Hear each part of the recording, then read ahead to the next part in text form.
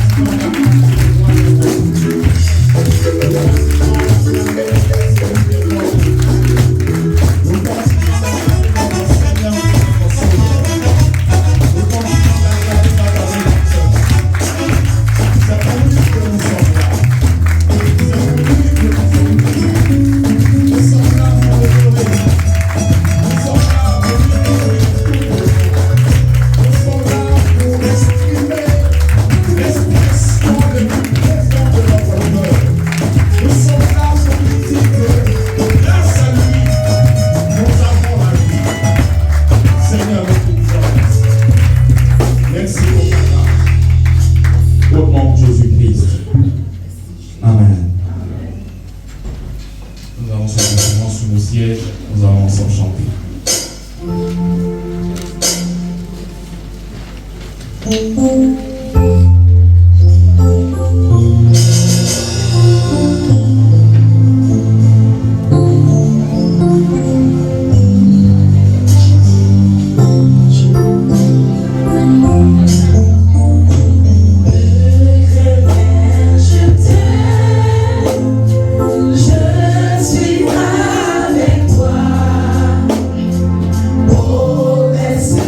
Suprême,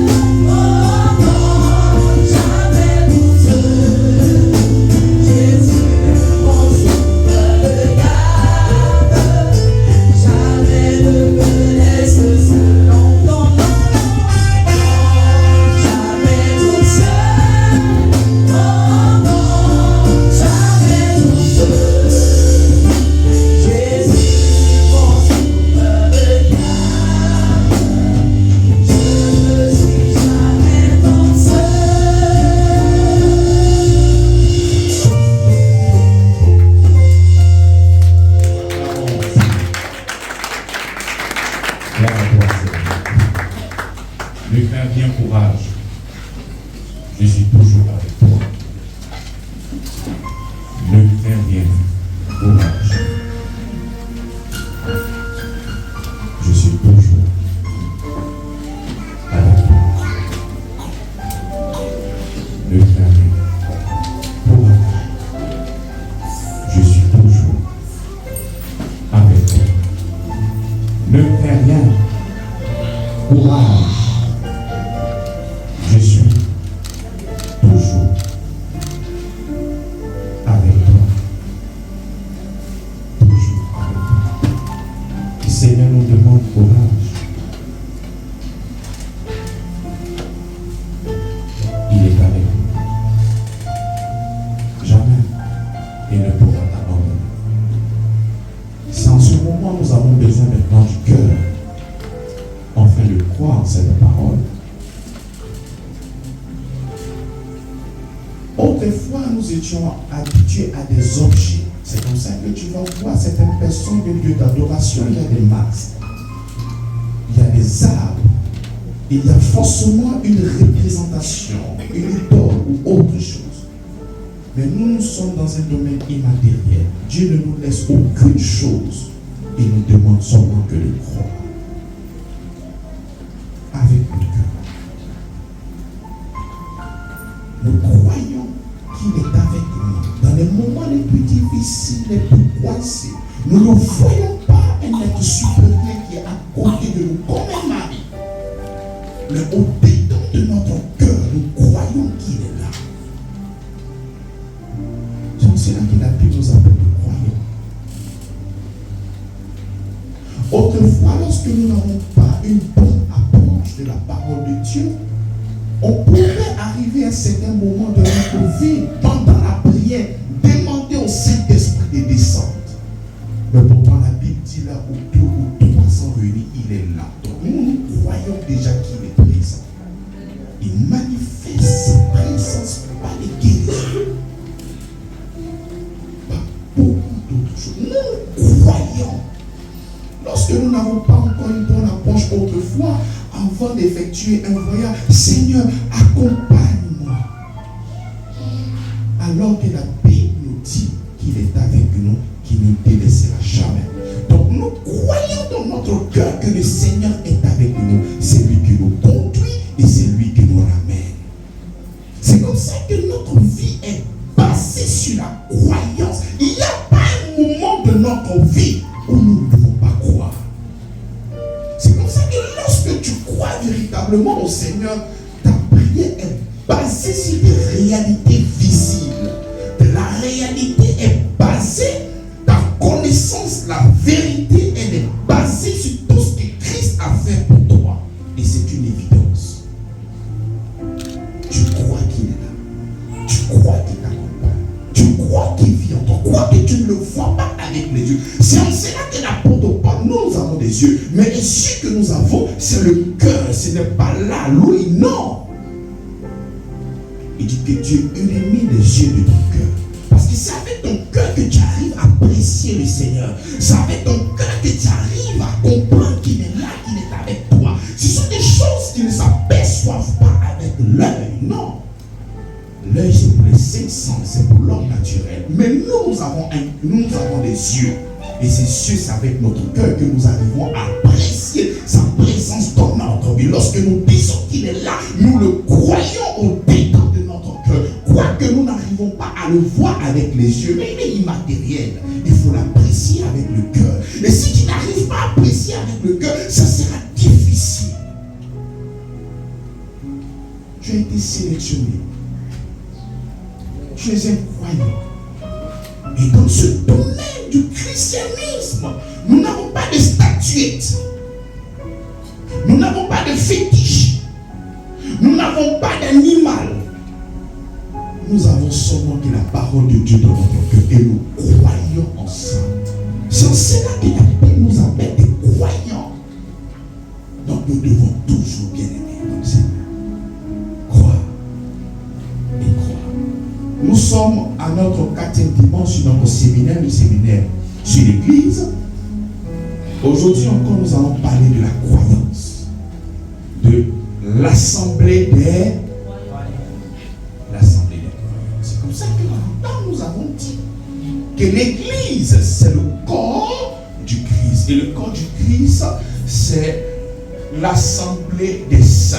C'est ces personnes qui ont été lavées, pardonnées par de leur péché. Ce sont des personnes qui ont été sanctifiées par Jésus-Christ. Ces personnes qui sont lavées, ces personnes qui sont purifiées, ces personnes qui sont justifiées, ce sont ces personnes-là qui représentent le corps du Christ. On peut aussi les appeler l'épouse de l'agneau. On peut appeler un sacerdoce royal. On peut appeler comment encore? Une nation sainte.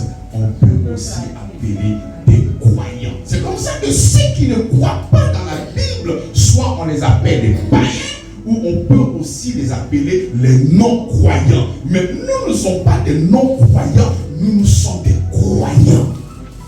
Et si nous sommes des croyants, mais nous devons croire en quoi, bien-aimés, Seigneur? Nous devons croire en quoi? Parce que l'homme est créé dans la croyance. Mais il y a une chose que nous devons croire afin de pouvoir bénéficier de tous les avantages, afin de pouvoir laisser Dieu intervenir véritablement dans notre vie. Mais qu'est-ce que nous devons croire? Parce que lorsque nous sommes en train de parler d'église, nous avons l'essence. Lorsque nous sommes en train de parler d'église, nous avons un seul et unique objectif. Lorsque nous sommes en train de parler de l'église, nous sommes un. Donc, lorsque nous sommes en train de parler de l'assemblée des croyants, mais cette assemblée croit en quoi?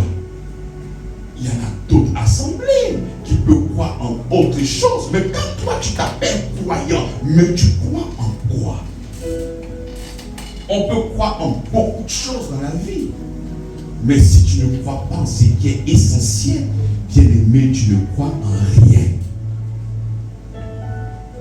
Quand tu prends le livre de Jean, il dit que toutes ces choses-là ont été écrites afin que vous croyez. Et lorsque vous serez en train de croire, vous aurez la vie éternelle. Donc la croyance nous introduit dans la vie éternelle. Et c'est dans cette vie-là que toi et moi sommes. C'est comme ça que la Bible nous appelle maintenant le corps du Christ. C'est comme ça que la Bible nous appelle des croyants. Mais avant de croire, bien aimé dans le Seigneur, il faut croire à la bonne information. Parce que si tu ne crois pas à la bonne information, tu ne pourras pas alors jouir de tous ces héritages dont la Bible est en train de nous parler. Parce que quand tu prends la Bible, il y a tellement de promesses, il y a tellement de bonnes nouvelles. Mais lorsque nous faisons le croisement avec notre vie, on n'arrive pas à refléter tout ce que la Bible est en train d'annoncer. Pourquoi? Est-ce que ce que tu as entendu, est-ce que ce que tu as entendu est vrai? Parce que c'est en fonction de ce que tu entends que tu vas baser ta croyance. C'est comme ça que si tu crois dans ton cœur que 1 plus 1 est égal à 10, lorsque tu vas arriver en examen, tu n'auras pas d'examen. Pourquoi? Parce que ta croyance, elle est fausse. Si ta croyance, elle est fausse, tu ne pourras pas alors avoir ton examen. Donc, il y a lieu de véritablement vérifier, éprouver notre croyance. Parce que la Bible nous appelle des croyants. Je n'ai pas de problème avec chrétien. Le mot chrétien, en grec, on dit Christos. Christos. Chrétien, Christianos. Il n'y a aucun souci avec ça. Mais lorsque la Bible met le curseur sur nous, lorsqu'il est en train de parler d'Abraham, il dit Abraham le croyant. Donc nous sommes des croyants. Il faudrait que ça soit relié dans ta tête pour savoir que tu es là. Et tu es là que pour croire. Mais pour croire en quoi? Chrétien, il n'y a pas de problème. Mais tu es un croyant. Et si tu es un croyant, mais tu crois en quoi? L'homme croit forcément en quelque chose. Comment est-ce que tu vois Dieu? Comment? Alors que si nous devons croire en quelque chose, on croit seulement au suprême, au créateur du ciel et de la terre. Mais quelle est l'approche que tu as de ce Dieu? Quelle est la connaissance que tu as de ce Dieu? Est-ce que tu le connais? Est-ce qu'une personne peut se tanker pour dire que je connais Dieu? Nous prenons 1 Timothée chapitre 6, le verset 16. La Bible dit qui seul possède l'immortalité, qui habite une lumière inaccessible que nul n'a vu, que nul homme n'a vu, ni peut le voir, à qui appartient l'honneur, la puissance éternelle. Amen. Donc la Bible dit que Dieu habite les lumières inaccessibles, impénétrables, et que l'homme n'a vu et ne peut voir. Donc aucune personne ne peut appréhender Dieu par sa connaissance propre. Aucune personne ne peut se targuer d'y connaître Dieu. Non, parce qu'il habite les lumières inaccessibles. C'est comme ça que lorsque nous arrivons à voir la profondeur des épîtres, nous arrivons à corriger beaucoup de choses qui étaient même dans l'Ancien Testament. Lorsqu'on te présente que le diable et Dieu sont en train de causer, lorsque nous arrivons à lire ces Écritures, nous arrivons à comprendre qu'il y a quelque chose d'autre qui se passe. Mais la Bible déclare avec une assurance que Dieu habite les lumières impénétrables. Et que l'on a vu et ne peut voir. Et dans cette lumière impénétrable, laisse-moi t'informer que tu fais partie de cette lumière. Parce que tu as reçu la lumière. La Bible déclare qu'il nous a transportés de la puissance des ténèbres à la lumière. Au royaume de son Fils d'amour.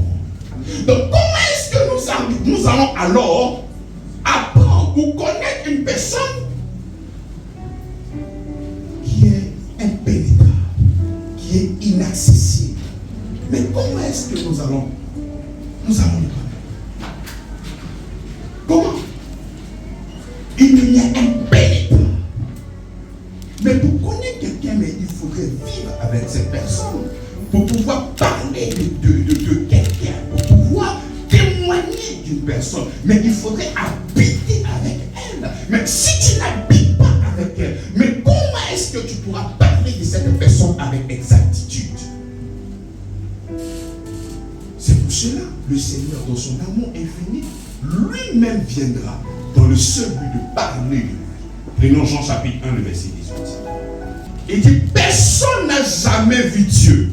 Le Fils unique qui est dans le sein du Père, et c'est lui qui l'a fait connaître. Qu'est-ce que Jésus dit? Il dit, personne n'a jamais vu Dieu.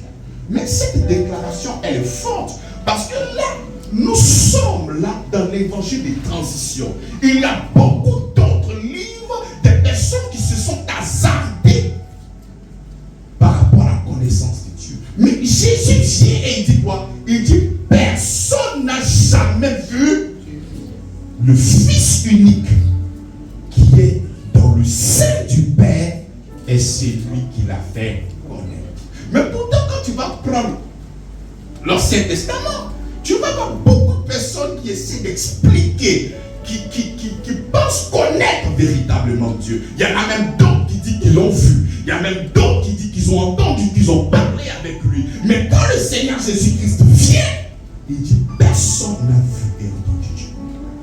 Il va venir disqualifier tous ses propos. Il dit, personne. Le Fils vient pour le faire connaître. Abraham ne peut pas te parler de Dieu avec une précision. Pourquoi? Parce qu'il ne le connaît pas. Parce qu'il ne vit pas avec lui. Il ne pourra te parler de tout ce qu'il a vu. Pendant la création, il pourra parler de tout ce qu'il a perçu de Dieu. Mais le connaître lui-même, il ne peut pas. C'est comme ça que Jésus-Christ dit, aucune personne ne peut pas parler. Moïse ne peut pas me parler de Dieu. Élie ne peut pas me parler de Dieu.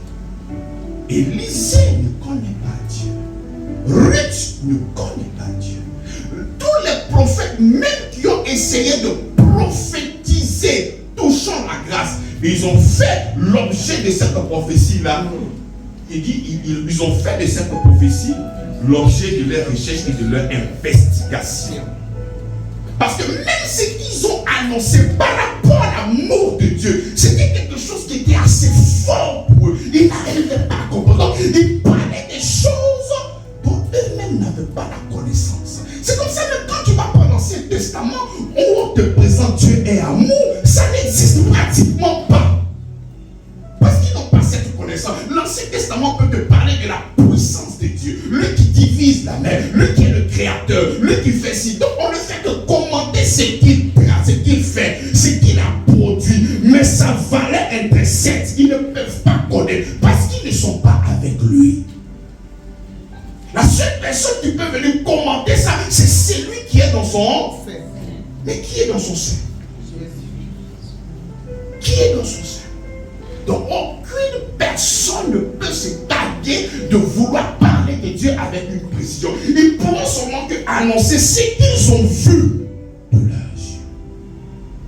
C'est comme ça que tu vas voir la majorité de toutes ces personnes qui sont dans l'Ancien Testament. Ils disent que Dieu est bon et Dieu est mauvais. Pourquoi? Parce que ces personnes n'avaient même pas la conscience du diable. Alors que le diable était là. Nous sommes deux à la maison. Je dépose mon téléphone disparaît. Qui a pris? Mais si je ne sais pas qu'il y a un ennemi invisible, mais je ne peux pas chercher à accuser autre chose. Donc tous ces prophètes qui ont essayé de commenter tout ce qui arrivait, ils le mettaient ça sur le compte de Dieu. C'est lui qui a fait. Pourquoi? Parce qu'il ne savait pas qu'il y avait une autre présence. C'est quand Jésus va venir dans l'évangile, il va commencer à nous révéler que nous avons un ennemi. C'est comme ça qu'il dit que le diable tue dès le commencement. Mais le diable était où il a tué? C'est lui qui était en Caïn. Donc les gens de l'Ancien Testament ne pouvaient pas avoir une compréhension complète du Seigneur parce que eux-mêmes n'arrivaient pas à comprendre. La seule personne qui avait discerné dans l'Ancien Testament ce Dieu puissant, ce Dieu amour, ce Dieu extraordinaire, c'est David. C'est en cela que Dieu l'appelle l'homme selon mon cœur. Parce que c'est lui qui a pu discerner le cœur de Dieu. Prenons Psaume 26. Il dit, car tu es bon, Seigneur, tu pardonnes, tu es plein d'amour pour tous ceux qui t'invoquent. David a pu discerner l'amour de Dieu. Il dit, tu es bon, tu es bon, et tu es rempli d'amour pour ceux qui l'invoquent. C'est comme ça que je te dis, il ne faut jamais craindre. Parce que toi qui invoques le Seigneur, il ne peut jamais t'abandonner. La Bible déclare que lorsque tu as le regard fixé sur le Seigneur, tu es environné de sa grâce. Tu es environné de son amour. Donc lorsque le Seigneur Jésus-Christ vient, il ne va pas s'hasarder à parler de la puissance de Dieu. Il ne va pas s'hasarder à parler de Dieu créateur du ciel et de la terre. Non, ce n'est pas de ça dont vous avez besoin. Là, vous avez besoin de connaître véritablement qui est cette personne. C'est comme quelqu'un qui travaille. Mais qui ici peut se lever pour parler peut-être du président? Tu ne le connais pas. Tu ne peux que commenter ce que tu vois. Mais qui peut te parler de ça? Ce n'est que celui qui vit avec lui, celui qui connaît véritablement. Mais c'est comme ça que le Seigneur, quand il vient plutôt pour te révéler Dieu. Ce mystère dans lequel tu n'arrives pas à le connaître. Parce qu'il habite des lumières impénétrables. Donc Jésus maintenant vient te montrer ce Dieu.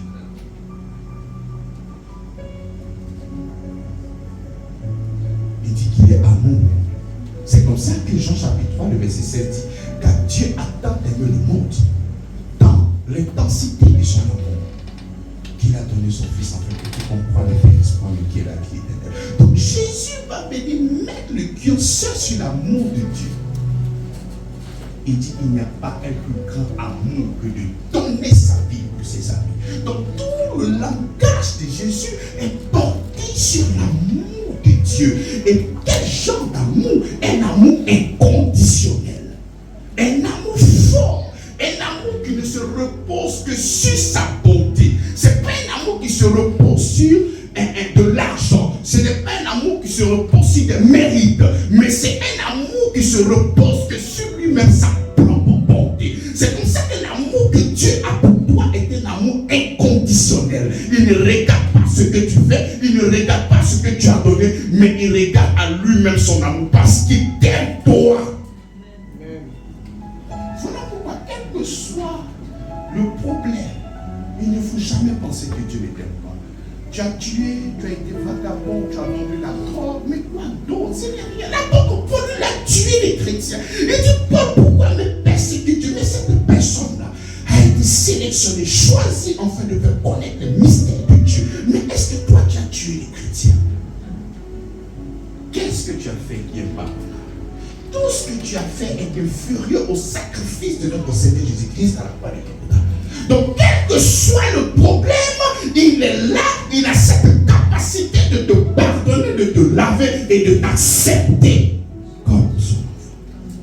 Donc, quand Jésus-Christ vient, il vient maintenant nous expliquer Dieu dans sa profondeur. Voilà pourquoi à chaque fois qu'il va parler de Dieu, il va parler avec des thèmes superlatifs. Il a tant aimé. Il pouvait dire que Dieu a aimé, toi et moi, on allait comprendre, on comprend aimer, mais il met tant pour montrer l'intensité de son amour.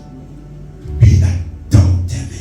Quand il dit à une personne, je t'aime, il comprend, mais quand il dit je t'aime tant, il y a de l'affection, il y a quelque chose de puissant là-dedans. Et c'est comme ça que tu souffrais depuis très longtemps, parce que le diable, sa mission, c'est de te faire croire que Dieu ne t'aime pas. Lui, il veut aussi être honoré, il veut être aussi glorifié. Mais quand il y a une compétition, tu dois prouver que la personne qui est en face de toi n'est pas bonne. Et c'est comme ça qu'il prend le soin à chaque fois pour créer les doutes en disant que Dieu ne t'aime pas.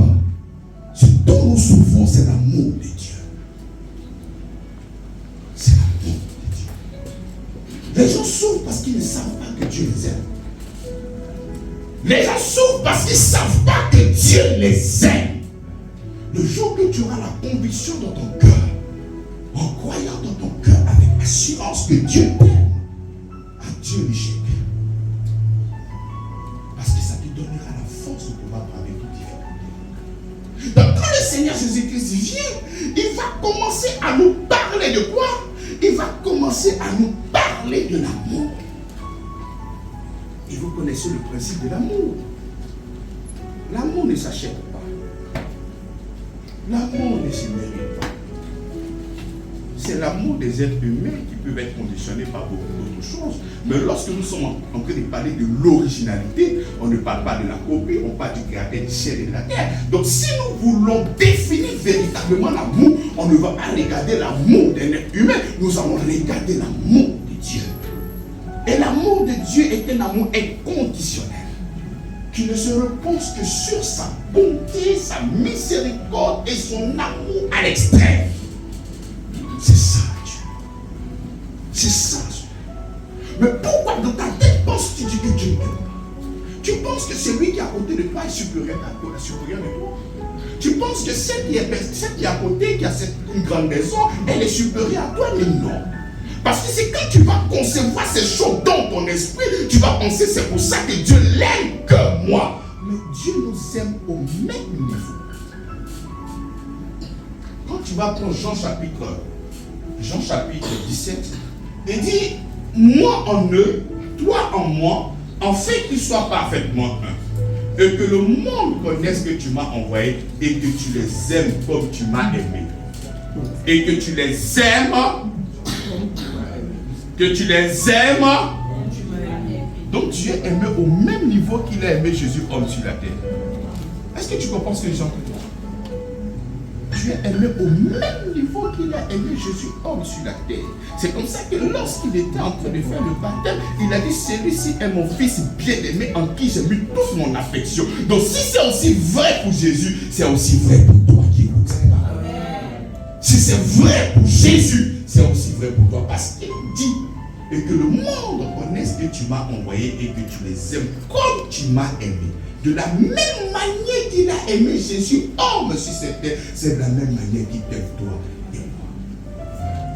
Donc la croyance, lorsque la Bible nous appelle des croyants, c'est parce que nous devons croire en cet amour-là. C'est parce que nous devons croire en cet amour. Est-ce que nous croyons véritablement que Dieu nous aime? C'est pour ça que nous sommes des enfants de Dieu. Parce que ceux qui ont été lavés, ceux qui ont été pardonnés, ce sont des personnes qui ont goûté, ce sont des personnes qui ont apprécié, ce sont des personnes qui ont accepté le Seigneur dans leur sein. Donc ils croient véritablement que Dieu les aime. Donc Dieu, c'est marché toute ta vie dans le christianisme. Il n'y a pas un moment dans ta vie, même s'il y a des difficultés, venir te poser la question, mais est-ce que Dieu m'aime? C'est pas la vérité. C'est comme ça que nous sommes des croyants, parce que nous croyons en son amour. Et tu sais, lorsque tu aimes, tu ne peux pas marchander avec une personne. Le véritable amour, tu ne peux pas marcher. Lorsque tu aimes, tu donnes. Car Dieu a tant aimé qu'il a. Quand tu aimes, tu donnes. Quand tu n'aimes pas, tu vas discuter. Quand tu aimes, tu donnes. J'ai dit, quand tu aimes, tu donnes. Tu ne peux que donner. J'ai un ami qui a beaucoup d'amour. Et je l'aime aussi beaucoup. Donc quand j'arrive que je prends quelque chose avec lui dans sa boutique, il dit non, ne paye pas. Ne paye pas, va. Donc maintenant quand j'ai besoin de quelque chose, je passe par quelqu'un pour aller acheter. Parce que moi aussi je l'aime, je sais qu'il vit de ça. Donc je envoie quelqu'un d'autre, va acheter. Parce que si j'arrive là-bas, il ne va pas vouloir prendre. Le véritable amour, il n'y a pas d'échange. Il n'y a rien. Tu l'aimes. Et c'est comme ça que Dieu nous aime. Donc il ne peut pas marchander le salut avec nous. Il ne peut pas nous demander des choses afin de nous communiquer ce salut. Il veut nous donner uniquement que par la grâce. Amen. Rien que par la grâce. Il ne peut pas marcher. Parce que même s'il voulait marchander avec toi, mais tu vas payer ce salut-là avec quoi? Avec ce que lui-même il a payé. Lors l'argent vient. Tu vas payer avec quoi? Payer avec quelque chose que tu as créé. La création est affiliée directement à Dieu. Nous les hommes, nous inventons sur la base de ce que lui a créé. Mais si tu veux payer le salut, tu vas payer avec quoi? Il est tellement riche qu'il ne peut rien te vendre. Tu es tellement pauvre que tu ne peux rien acheter avec lui. Aujourd'hui, si nous sommes riches grâce à lui. Donc, même si toi-même tu dis que tu vas acheter le salut, tu vas acheter ça avec quoi? C'est comme ça que même dans le plan de sa rédemption, le 2 Timothée 1,9, il dit, par la puissance de Dieu qui nous a sauvés et nous a adressé une sainte vocation, non à cause de nos œuvres, mais selon son propre dessein et selon la grâce qui nous a été donnée avant l'état éternel. Donc la grâce a commencé quand? Avant l'état éternel. Donc le Seigneur a prévu le salut pour toi par quoi? La grâce qui veut dire quoi? Faveur imméritée. Pas faveur méritée. Mais faveur imméritée. Donc si nous sommes des croyants, mais nous croyons en quoi? Nous croyons en son amour qui nous a produit quoi? La grâce. C'est en ça que nous croyons. Tu dis à ton enfant, je vais te donner une voiture en Noël. Mon bébé, je te donne une voiture en Noël. L'enfant compte sur quoi? Il compte sur son papa. Il compte sur son papa. Il compte sur la bonté de son papa. Oh papa, il est tellement bon. Il va m'acheter une voiture. Mais s'il dit, mon enfant, si tu travailles bien, je te donne une voiture. L'enfant compte sur quoi? Sur son. Mais Dieu n'a pas prévu cette loi pour t'apporter la bénédiction. Il compte seulement que sur sa bonté à lui. C'est comme ça que nous devons seulement avoir le regard fixé sur lui. Parce que la bénédiction ne se repose pas sur ce que nous allons faire. La bénédiction se repose uniquement que sur sa miséricorde et sur son amour. C'est comme ça que nous qui sommes appelés des croyants, nous devons croire en son amour et à sa grâce manifestée pour nous. À quoi est-ce que tu crois? Quel est le socle de ta croyance? Tu crois quoi? Tu as dans ton esprit un Dieu bipolaire, un Dieu qui est bon et un Dieu qui est mauvais. Tu as dans ton esprit un Dieu schizophrène. C'est une maladie Ça se trouve en Europe. Bon, il y a certains Ivoiriens maintenant, enfin certains Africains. C'est-à-dire c'est un gars qui est doux, mais on dirait chaton. Mais le soir, on dirait von, comme ça. C'est-à-dire c'est quelqu'un qui, voilà, c'est le jour et la nuit. Non, Dieu c'est pas ça. Dieu c'est pas le noir et le blanc comme en karaté, le sec qu'ils ont fait. Non, Dieu c'est pas ça. Dieu ce n'est pas le bien et le mal. Dieu c'est l'amour. Lorsque tu vas prendre Jean chapitre 1 Jean 4, 8, il dit que Dieu est amour. Il n'a pas dit que Dieu a l'amour, mais lui-même, si nous devons parler en termes de substance, si je peux me permettre que Dieu est une substance, cette substance-là, mais c'est l'amour. Donc parce qu'il est amour, la haine ne peut pas sortir de lui. Parce qu'il est amour, les choses là que tu fais, ça ne peut pas sortir de lui. Tu arrives à apprécier Dieu avec ton cœur qui est rempli de cœur de conditions et de lois. Parce que toi, tu aimes par rapport à ce que tu vois. Mais lui n'aime pas par rapport à ce qu'il voit, mais il t'aime parce que son cœur est rempli d'amour. Donc tu ne peux pas comprendre que Dieu t'aime malgré tout ce que toi tu as fait là. Tu ne peux pas comprendre ça. Parce que c'est toi-même qui es Dieu là. Non, tu sais que tu as fini cette personne-là à longtemps. C'est pour ça que c'est difficile pour toi de croire véritablement à l'amour de Dieu. C'est vrai, c'est pas des mythes et des marques, mais l'histoire même a démontré qu'il y a une personne de dominante qui venait à avoir le mourir, non pas pour lui, parce que lui il était juste et parfait sans péché, mais il est mort pour ses amis, pour ses frères. Amen. Donc lorsque nous disons que nous sommes de l'église, nous sommes le corps du Christ, nous sommes des croyants, nous sommes des enfants de Dieu, mais nous croyons en son amour. Nous croyons en son amour. C'est comme ça même le texte il dit, mais je suis avec toi.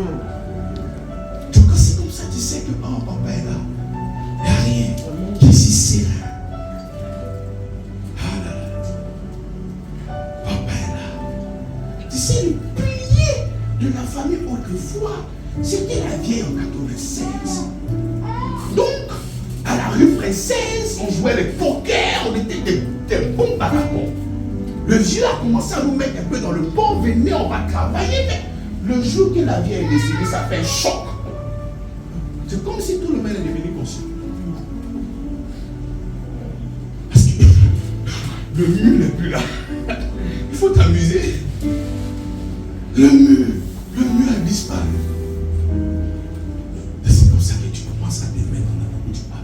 C'est vraiment sérieux. Donc Jésus, lui, ne va pas disparaître comme un homme. Lui, il est toujours là. Donc nous devons toujours faire le malin et de proclamer que nous sommes enfants de Dieu et que ce mal ne peut pas nous arriver. Rien ne pourra nous faire parce qu'il est là. Il laisse rocher à chaque fois lorsque nous sommes menacés. Il est là, il est là. Jamais nous allons compter une fois sur notre vie. Nous comptons toujours sur lui. C'est comme ça qu'il a dit, maudit soit celui qui met sa confiance à un homme et qui prend sa chair comme appui. Parce que lui, il est notre appui. Mais tu crois en quoi? Tu crois en quoi? Tu dis que tu es chrétien.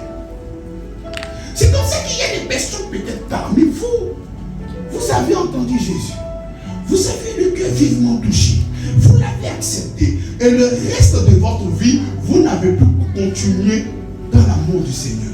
Vous pensez que c'est par rapport à ce que vous aviez fait que Dieu maintenant va vous apporter la bénédiction. Mais c'est grave.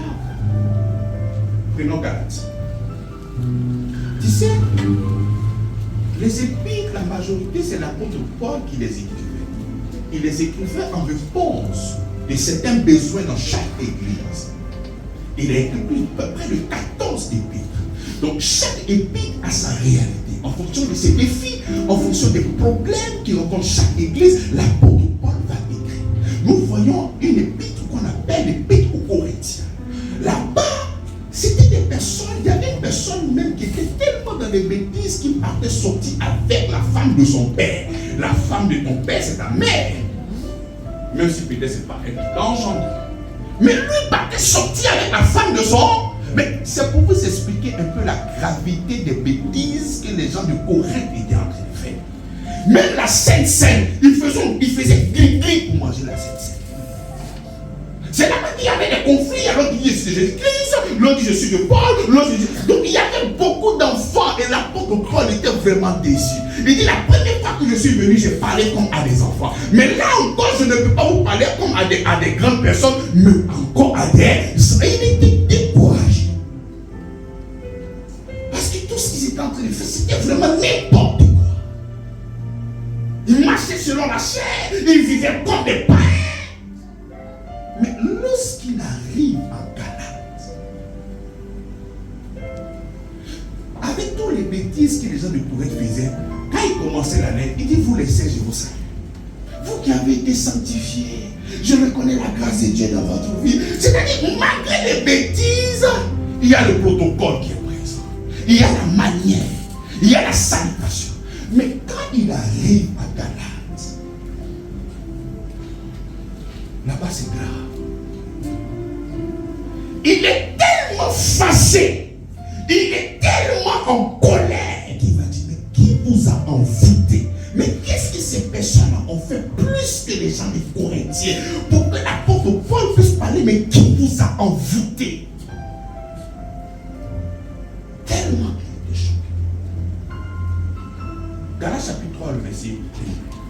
Il dit, oh Galates, mais dépourvu de sens. C'est-à-dire, si tu veux parler bien français terre à terre, ça veut dire quoi? Voilà, c'est pas sorti de ma bouche, t'es bien. T'as dit quoi, je sais pas? Dépourvu de sens. C'est-à-dire, même quand les gars est en train de faire ce genre de choses-là, il n'a pas parlé comme ça. Mais il dit, oh gars là, dépourvu de sens. Mais qui vous a fasciné? Vous, aux yeux de qui Jésus-Christ a été peint comme crucifié. Voici seulement ce que je vais apprendre de vous. Est-ce par les œuvres de la loi que vous avez reçu l'esprit ou par la prédication de la foi? Il pose la question. Tu es devenu enfant de Dieu comment? Qui peut me répondre? Par la foi. Et ces personnes qui ont reçu le salut par la foi, c'est-à-dire ils ont compté sur la grâce de Dieu par la foi. C'est comme ça que la Bible déclare que vous êtes sauvés par la grâce au moyen de la foi. Donc ils ont apprécié la grâce et ils ont accepté. Mais ils ont fini d'accepter le Seigneur comme ça par la foi. Et maintenant ils continuent maintenant par les œuvres. C'est-à-dire qu'ils ont laissé la grâce. Ils ont laissé de croire à la grâce de Dieu. Et ils ont commencé à croire en ce que eux-mêmes, ils allaient faire pour que Dieu puisse les bénir. Il dit, mais qui vous a ensorcelé? Parce que ça, c'est un sort. Ça ne peut pas être une faute. C'est un sort. C'est comme ici, on peut dire que quelqu'un t'a bassé. Mais comment est-ce qu'il pose la question? Mais l'esprit que tu as reçu là, tu l'as reçu par quoi? Lorsque tu étais en train de gêner. Tu l'as reçu par quoi? Lorsque tu étais en train d'obéir à la loi. Tu l'as reçu comment? Comment tu as reçu?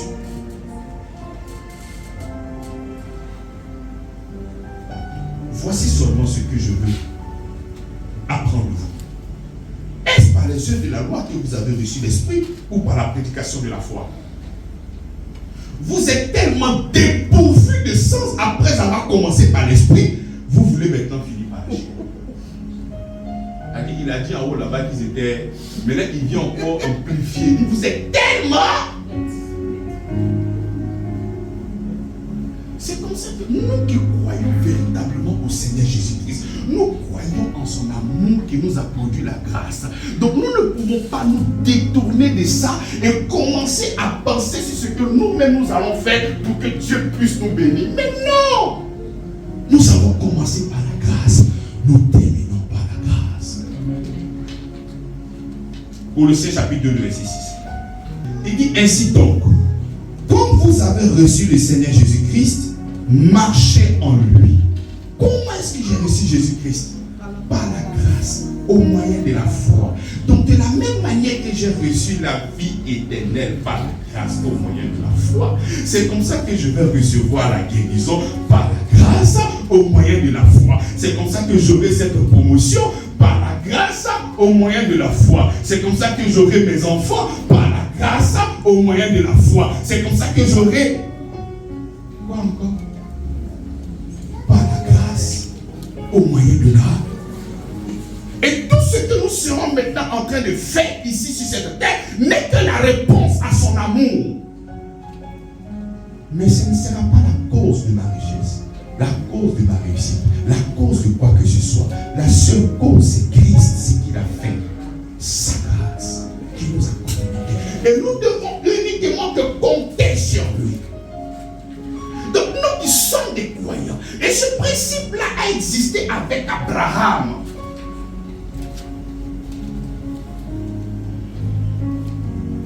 On continue d'abord Galate avant de partir de l'autre côté. Au verset 5, il dit, celui qui vous accorde l'esprit et qui opère des miracles parmi vous, le fait-il donc par les œuvres de la loi ou par la prédication de la foi?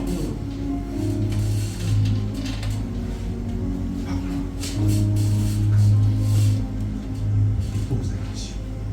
Au verset 6, il dit, comme Abraham crut à Dieu, et que cela lui fut imputé à justice. Reconnaissez donc que ceux qui ont la foi sont fils d'Abraham. Pas ceux qui œuvrent. Je ne suis pas enfant de mon père parce que je travaille bien. Je suis enfant de mon père parce que je suis sorti de lui. Donc ce n'est pas parce que tu vas faire que tu seras béni. Mon père prend soin de moi parce que je suis sorti de lui. Mon père prend soin de moi parce que je suis son enfant. Il ne prend pas soin de moi parce que je travaille bien à l'école. Non. Le Seigneur prend soin de toi parce que tu es son enfant. Et être enfant de Dieu, c'est celui qui croit au Seigneur Jésus-Christ. Donc il n'y a pas de raison que le Seigneur ne puisse pas te prendre en charge. Il dit, et si l'Écriture prévoyant que Dieu justifierait les païens par la foi, a d'avance annoncé cette bonne nouvelle à Abraham, toutes les nations seront bénies. Donc le modèle là, c'est qui? Abraham. Le modèle c'est qui? Abraham. Donc comment est-ce qu'Abraham fut justifié par là? Mais c'est par la foi que tu seras justifié. Toutes les bénédictions que Dieu a promis à Abraham, il les a reçues par quoi? Par la foi. C'est comme ça aussi que tu vas recevoir. Voilà pourquoi tu n'auras seulement que la bouche pour l'honorer, pour le glorifier et pour le célébrer. Parce que c'est lui seul qui est l'auteur, l'investigateur, le créateur, tout c'est lui et lui seul. Toi, tu ne fais que avoir confiance en son amour et espérer toujours à son amour et à sa bonté dans ta vie. Nous devons seulement qu'avoir le regard fixé sur lui. Non pas le regard fixé sur ce que nous allons faire pour que Dieu arrive à se souvenir et à penser à nous. Dieu se souvient toujours de ce que Jésus-Christ a fait pour toi et pour moi. Lorsqu'il apporte une bénédiction, il se souvient de tout ce que Christ a fait pour nous à la croix de Golgotha. Lorsqu'il te voit toi, il voit Christ. Et il est satisfait de ce que Christ a fait pour que tu sois qualifié pour recevoir la bénédiction. Et non pas ce que toi tu feras en fait d'apporter la bénédiction. Parce que tes œuvres ne peuvent pas satisfaire le cœur de Dieu. Donc tu ne peux pas commencer par la grâce au moyen de la foi et vouloir maintenant terminer par ta capacité afin de recevoir quelque chose de la part de Dieu. C'est un mensonge du diable, dont le seul but que nous ne puissions pas véritablement bénéficier de toute cette grâce-là qui est pour nous. Nous sommes des quoi? Nous sommes des croyants. Et nous devons toujours croire en quoi? En la grâce de Dieu. En la grâce de Dieu. En Dieu qui est amour. Et pour cette grâce qui nous a communiqué. Pour cette grâce qui nous a. Mais allons-y d'une manière pratique. Allons-y encore d'une manière pratique. Prenons Genèse chapitre 15, à partir du verset 4. Il dit, alors la parole de l'Éternel lui fit adresser ainsi. Ce n'est pas lui qui sera ton héritier, mais c'est celui qui sortira de tes entrailles, qui sera ton héritier. Au verset 5. Et après l'avoir conduit dehors,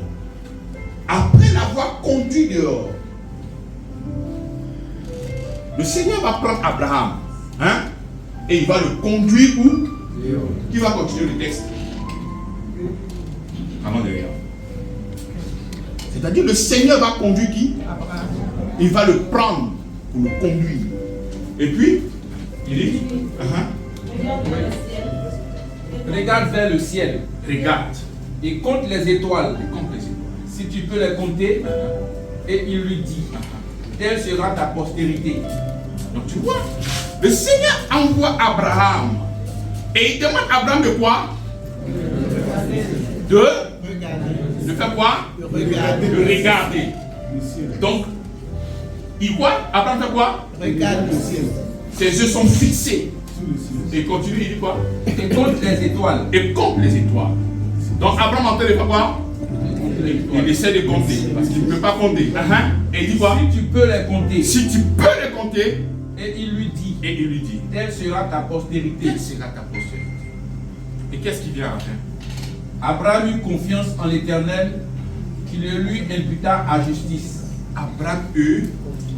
C'est comme ça que lorsque tu as besoin de quelque chose soit pété dans ta vie, je ne sais pas quel est ton besoin. Moi, quand je me retrouve en train de regarder, soit peut-être je me retrouve peut-être dans un concert, où je regarde un grand podium, où je vois le stade, je me vois en train de prêcher comme ça. Au milieu des milliers et des milliers de personnes. C'est comme ça que j'arrive à apprécier dans mon esprit que je suis en train d'annoncer le message après des milliers de personnes. Et dans le sous-sol de mon cœur, je crois que Dieu peut m'amener là-bas. Si tu arrives à le voir, tu pourras donc le posséder. Le problème, nous croyons, mais nous n'arrivons pas à voir cette image-là dans notre esprit. La vision, c'est la photocopie de ce que tu espères. Il faut voir, c'est-à-dire, c'est une image que tu dois te représenter dans la tête. Tu veux être docteur, vois-toi en blouse. Tu veux être un anesthésiste ou bien quelqu'un qui fait des opérations, mais vois-toi en train de pratiquer ça. Et c'est comme ça que tu crois au détail de ton cœur que Dieu peut t'amener là. Tu fais un grand batteur, mais regarde en train de battre la batterie avec où des milliers de personnes sont en train d'apprécier. Et c'est comme ça que tu es transcendé par cette émotion et dans ton cœur, tu saisis, je crois que si Dieu l'a m'amener là. Et la Bible dit, et Abraham, lorsqu'il a vu les étoiles. Il dit, mais comment est-ce qu'un homme normal peut avoir des enfants comme les étoiles? Mais ce n'est pas possible. Parce que ce que tu vas imaginer dans ton esprit, cela est impossible à un homme. Je ne suis pas en train de dire qu'il faut imaginer 500 francs pour aller manger garba. Il ne m'a pas dit ça. Parce qu'il réfléchit, il regarde des choses qui ne peuvent pas répondre à l'intelligence humaine. Et il a vu que ça le dépasse. Et il ne peut pas compter sur lui. Parce que même s'il peut compter sur ses reins, il ne peut pas avoir ça. Il compte sur Dieu pour avoir ses résultats. Donc voilà pourquoi tu dois beaucoup travailler avec les images. Lorsque tu pries, qu'est-ce qui est dans ton image? Qu'est-ce qui est dans ton imagination? Parce que l'imagination, le mot qui est dedans, c'est image. Quelle est cette image que tu représentes dans ton esprit? Tu dis que tu es croyant, mais dans le sous-sol de ton cœur, l'imagination, il ne faut pas que la voiture va me cogner, il ne faut pas qu'ils vont me renvoyer, il ne faut pas que j'ai fait ci. Donc toi, ton imagination, c'est la peur qui est là-dedans. Mais utilise cette imagination pour te voir dans tes parties élevées. Imagine-toi, tu es pasteur au moins de 6-7 présidents. Tu as au moins 7 présidents qui sont des fils spirituels. Ça va? Tu as bien dormi? Je dois imaginer tout ça. Et maintenant, tu crois que Dieu peut faire grâce. Mais c'est une affaire des pasteurs au Ghana, où le pasteur lui-même fait partie d'une église et il est responsable d'un département. Est-ce qu'il ne peut pas faire aussi avec toi? Mais comme ça, il faut imaginer des grandes choses. C'est comme ça que la prière de notre apôtre, Il ne va pas prier pour que tu aies l'argent. Il ne va pas prier pour que tu aies un bon mari, une bonne femme. Il dit que Dieu illumine les yeux de ton cœur pour voir à quelle gloire Dieu est attaché. En fait, sa prière, c'est que Dieu illumine les yeux de ton cœur.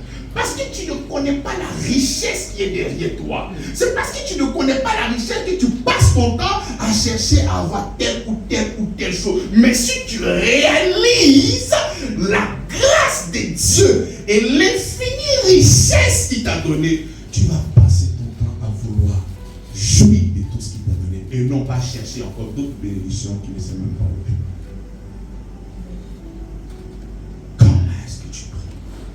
Nous sommes des croyants. Lorsque tu es à l'église, que tu es en train de chanter, tu es en train d'adorer, quelle est cette image que tu mets dans ton esprit? Tu danses et le fond est vide. Ce sont des paroles. Quelle est cette image que tu représentes dans ton esprit? Quelle est cette image? Quelle est cette image? Quand tu pries à la maison, quand tu vois tes enfants, mais tu les vois comment? Comment est-ce que tu les vois?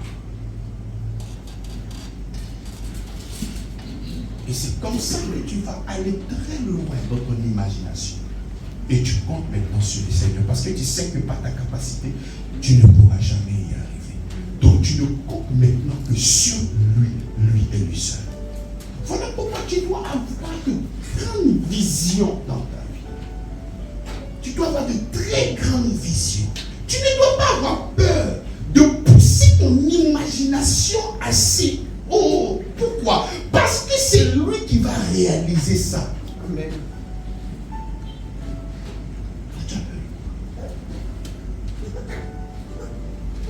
Nous disons que nous sommes des croyants, mais dans notre vie de tous les jours, ça ne ressemble pas à des croyants. Ça ne ressemble pas à des croyants. Quand tu regardes toute la journée, qu'est-ce que tu fais? Ce à quoi tu penses, et ça ressemble véritablement à un croyant. Souvent même ta croyance est bâtie sur tout ce qui est mauvais. Ce sont des mauvaises choses seulement qui sont dans ta tête. Quand tu vois quelque chose, il ne faudrait pas que ça m'arrive. Ça ne faut pas que cette fois. Mais tu as été tellement déçu peut-être dans ta vie, une nouvelle personne veut rentrer dans ta vie et lui est venu là, il fait ça aussi. C'est-à-dire, tout ce qui est dans ta tête, tu as été tellement limé, chicoté par les difficultés. Tout ce qui arrive, toi tu es là, le chien t'a déformé. Nous sommes des croyants. Je suis en train de sortir. Un fou. Tu es un grand pasteur. Amen. Ce que tu dis est vrai. Mais s'il dit quelque chose qui ne te concerne pas, c'est là que tu dis que c'est faux. Un pasteur t'appelle et dit que j'ai vu que tu vas mourir. Pasteur, c'est faux. Il ne peut pas mourir. Parce que je crois que la vie est en moi. Amen. Mais tu l'as découragé. Tu as été le gars comme ça. Parce que ce qui vient là, c'était l'offrande. Pour pouvoir préserver ta vie. Parce que j'ai vu, non, c'est faux. Jésus dit que j'ai la vie, il ne meurt pas. C'est terminé. Tu crois en quoi? Le sous-bassement de ton cœur, ça peut être basé uniquement que sur la croyance. La croyance à un Dieu qui est bon. Tu vas à l'hôpital, on te donne des résultats qui font trembler. Tu regardes et tu souris. Le gars demande est-ce que tu es normal? Dieu m'aide. Dieu m'aide. Je suis parti un jour à la clinique. Je suis parti prendre ma tension. Et quand je suis arrivé là-bas, la tension était à 17. Et j'ai vu une maman. Une maman qui a beaucoup de cheveux blancs, comme maman Kavia. Elle était là, c'est elle qui enregistrait des gens, machin. Donc elle a vu, elle était inquiète. Elle dit, mais ça là, il faut aller voir le docteur. Elle dit, maman, Dieu m'aime. Elle dit, hé, tu es chrétien. Alléluia. J'ai dit, Dieu m'aime. Donc, l'inquiétude s'est envolée dans son cœur. Et je l'ai vu, tu vois, comme le ballon est gonflé. C'est comme ça que je lui ai dit, oh, maman, Dieu m'aime. Elle dit, tu es chrétien. Tu as vu que ses yeux commencent à briller. Parce que c'est dit que si tu es en Christ, rien ne peut te faire. Face à des nouvelles, face à des situations, mais comment est-ce que tu appréhendes ça? Comment? Tout de suite, tu commences à pleurer. Tout de suite, tu commences à t'inquiéter. Mais ton père, il est où? Ton père est où? Si tu commences à pleurer, si tu commences parce que quelqu'un vient de te laisser, qui ne peut plus faire sa vie et toi, tu commences à pleurer. Ton père est où? Il est où? Il est où? Et il est toujours là. Il dit, je ne t'abandonnerai. Comment? Ouais. Il va prendre l'impossible pour expliquer son amour pour toi. Dans notre jargon, on dit que c'est deux montagnes qui ne se croisent. Qu'est-ce que ça veut dire? Ça veut dire que les montagnes ne peuvent pas se... Dans Isaïe, il va lui dire, même si les... Lui, son amour. Même s'il arrivait que le courrier se déplace, mais lui, son amour, jamais se déplacer pour toi. Et tu es dans cette difficulté. Mais si en Dieu il y a la guérison, mais comment il va manifester? Si, en fait, c'est un game. Les gens viennent te provoquer. C'est vrai que les gens arrivent à ta tête souvent, mais Dieu va se glorifier de ça. Dieu veut te montrer que tu es un powerful en toi. Il veut te montrer qu'il y a un Dieu qui est fort. Donc il y a des... Il dit, le malheur atteint souvent le justice, mais Dieu la délivre toujours. Comment? Toujours. Comment? Toujours. Comment? Et il dit le malheur, il n'a pas dit les malheurs. Parce qu'il fait attention, même quand il y a des difficultés, parce qu'il met ça au singulier. Parce qu'il ne veut pas te voir souffrir. Donc des choses peuvent arriver. Mais le Seigneur te délivre comment? Donc le Seigneur ne te délivre pas quand tu viens pleurer. Il faut toujours avoir confiance. Mais c'est comme ça que on nous appelle les croyants. On doit passer notre vie, notre temps à croire uniquement en lui. Donc si tu confesses que tu es chrétien, si tu confesses que tu es né de nouveau, si tu confesses que Dieu est ton Père, si tu confesses que l'Esprit de Dieu est en toi, mais tu dois passer ta vie à croire que Dieu t'aime. Le problème avec toi, c'est parce que tu pries un Dieu invisible. Parce que tu crois. Si le président vient faire une déclaration à la télé, j'ai mon fils Joël. Je l'aime tellement. Est-ce que Joël peut s'inquiéter de quelque chose si encore le Ouest? Hein? Le président puis de faire une déclaration et puis la police économique appelle Joël pour dire bon, petit, il vient te chercher. Qu'est-ce qu'il va faire? Hein? Vas-y les gars, là peut-être le président même fait chef de la police économique, on dirait. Tu ne peux pas imaginer qu'on peut te menotter. Tu dis non, il y a une troupe, il y a l'armée qui arrive. Ah bon? Ah, maintenant le président a mis des gardes de corps pour moi. C'est-à-dire que ton idée ne peut jamais, au grand jamais, aller vers la peur. Parce que le président, c'est ton gars.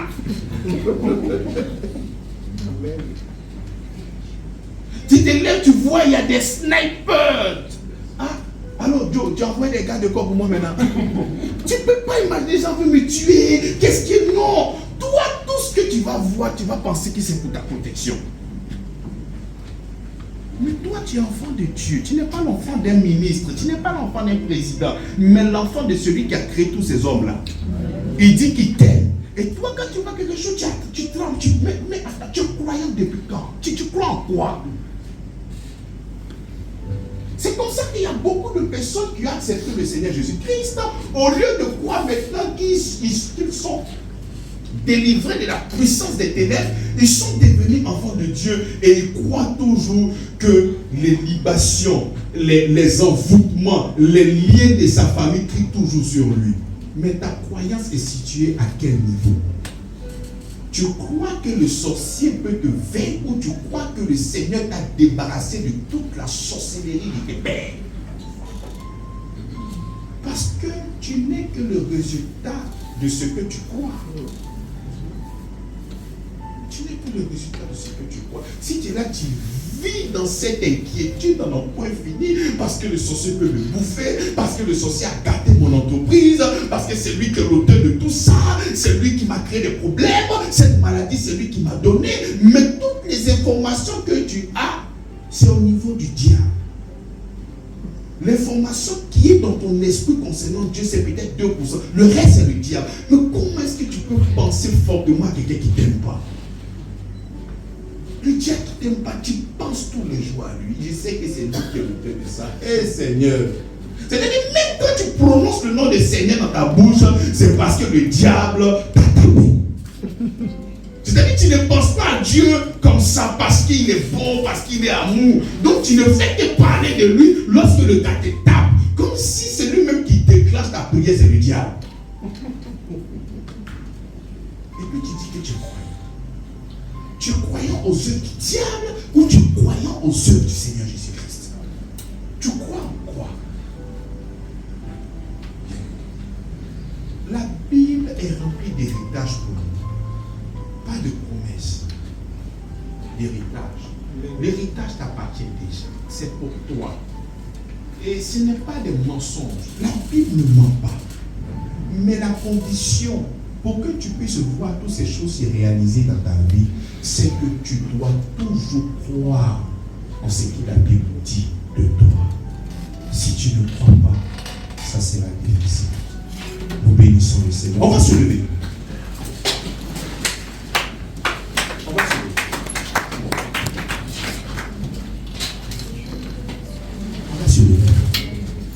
Je ne sais pas quel est ton besoin, mais pendant que l'adoration sera en train de passer, il faudrait que tu fasses une fixation. C'est quoi? C'est un mariage? On veut nous voir achever comme ça dans ta vie. Tu as besoin de voir quoi? Des enfants? Quel est ton besoin? Regarde cet enfant-là dans ton esprit, joue même avec lui, donne-lui un nom. C'est quoi? Tu veux voir tes entreprises? Regarde dans ton entreprise où tu veux être. Tu veux faire quel business? Tu veux être un grand commerçant, une grande commerçante? Mets ça dans ton esprit. Tu aimerais que ton mari soit l'homme le plus doux? Mets ça dans ton esprit. Il faut le voir même comme un majordome. Bébé, on dit quoi? Ça va? Tu veux que ta femme soit la plus douce? Imagine ça dans ton esprit. Imagine, va très loin dans l'imagination. Va très loin. Et tout en bas, c'est le Seigneur qui fait la bonne chose pour nous. Ensemble, allons-y.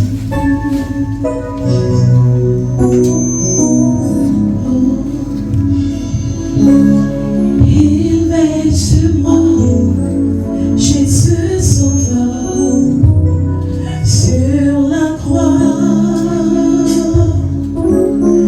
De jour, de nuit, qu'il pleuve, qu'il neige, il me conduit. Il veille sur moi,